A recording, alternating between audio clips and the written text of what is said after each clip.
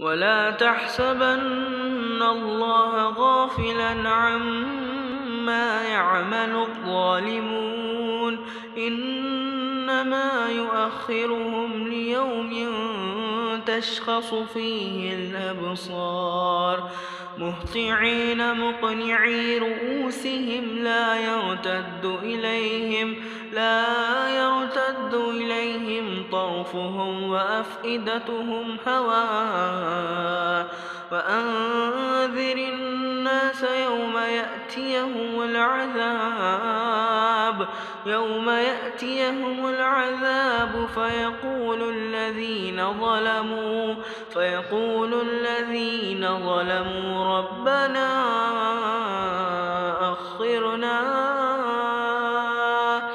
ربنا أخرنا إلى أجل قريب نجب دعوتك ونتبع الرسل أولم تكونوا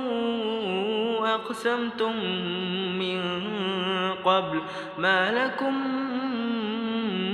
من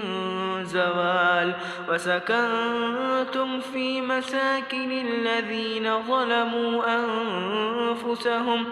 فتبين لكم كيف فعلنا بهم وضربنا لكم الأمثال وقد مكروا مكرهم وعند الله مكرهم وإن كان مكرهم لتزول منه الجبال